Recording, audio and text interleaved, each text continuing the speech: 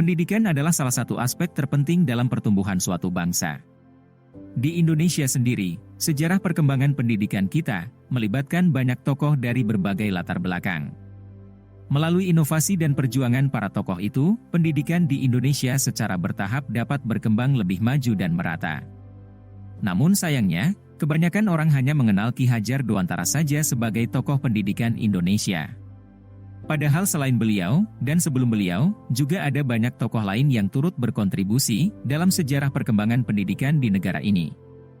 Berikut tokoh-tokoh sejarah yang punya andil dalam memajukan dan memeratakan pendidikan di Indonesia. Era Lasminingrat, 1854-1948. Raden Ayu Lasminingrat adalah salah seorang pelopor pendidikan di Indonesia sejak zaman penjajahan Belanda.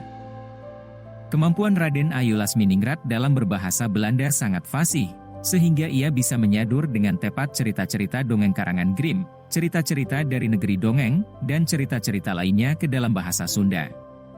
Tahun 1879, Lasminingrat mulai mendidik anak-anak melalui buku bacaan berbahasa Sunda, pendidikan moral, agama, ilmu alam, psikologi dan sosiologi.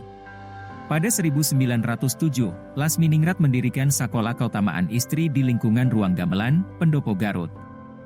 Awalnya ini dibuka terbatas untuk lingkungan para priai atau bangsawan lokal saja dengan materi pelajaran berupa baca, tulis, dan pemberdayaan perempuan. Selanjutnya tahun 1911, sekolah tersebut pindah ke Jalan Ranggalawe, dan sekolahnya berkembang hingga akhirnya mendapatkan pengesahan dari pemerintah Hindia Belanda pada 1913. Pada 1934, cabang-cabang Keutamaan Istri dibangun di Kota Wetan Garut, Bayongbong, dan Cikajang. Ahmad Dahlan, 1868-1923.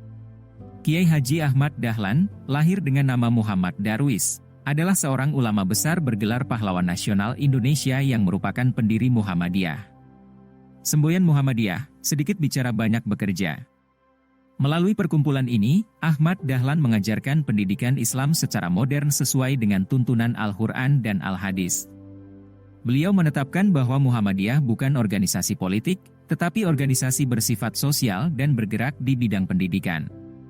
Untuk mencapai tujuannya itu, Muhammadiyah mendirikan sekolah-sekolah pendidikan agama Islam dengan memberikan mata pelajaran lain seperti halnya di sekolah-sekolah pemerintah kolonial.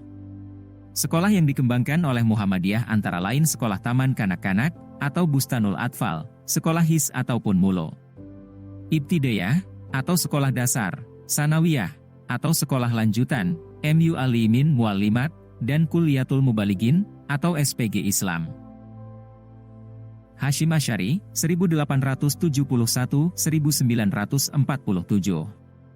Kiai Haji Muhammad Hasyim Asy'ari adalah seorang ulama besar bergelar pahlawan nasional dan merupakan pendiri sekaligus Rais Akbar, pimpinan tertinggi pertama, organisasi Nahdlatul Ulama.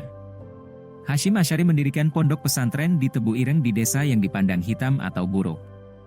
Masyarakat Tebu Ireng pada saat itu mengalami perubahan nilai akibat penanaman tebu dengan sistem sewa, yang akhirnya melahirkan kebiasaan berjudi, mabuk-mabukan, perzinaan dan perampokan.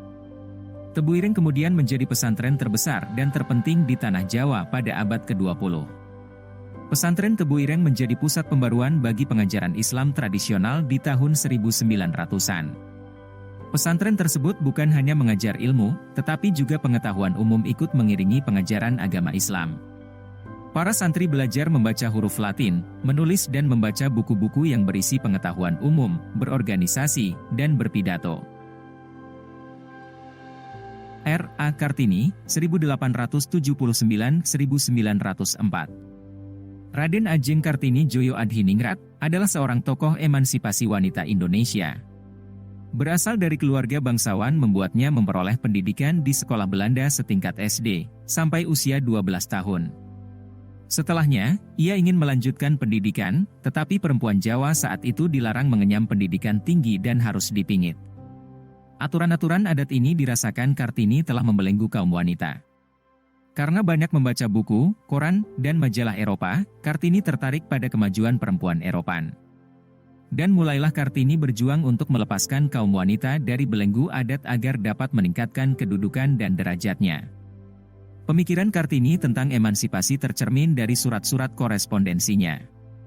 Kartini menikah pada 1903 dan suaminya mendukung Kartini membuka sekolah gadis di Rembang.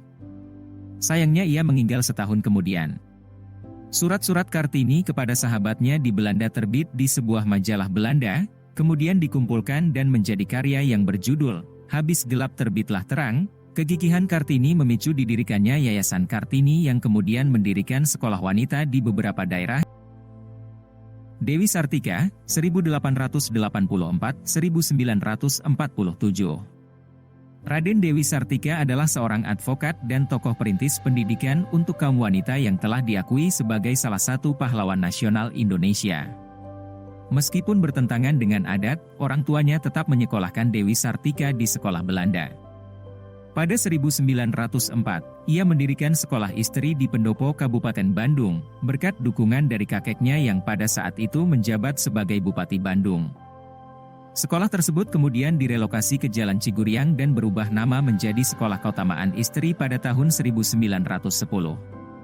Ia mengajarkan para wanita membaca, menulis, berhitung, pendidikan agama dan berbagai keterampilan seperti merenda, memasak, dan jahit-menjahit.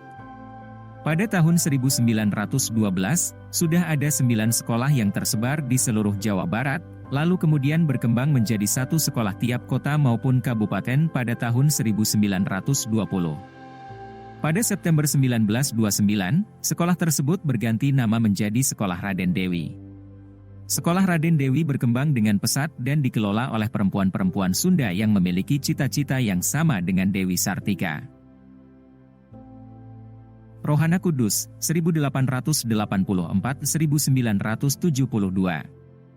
Ruhana Kudus, atau Rohana Kudus, adalah wartawati pertama Indonesia dan seorang pahlawan nasional yang mendapat penghargaan Bintang Jasa Utama.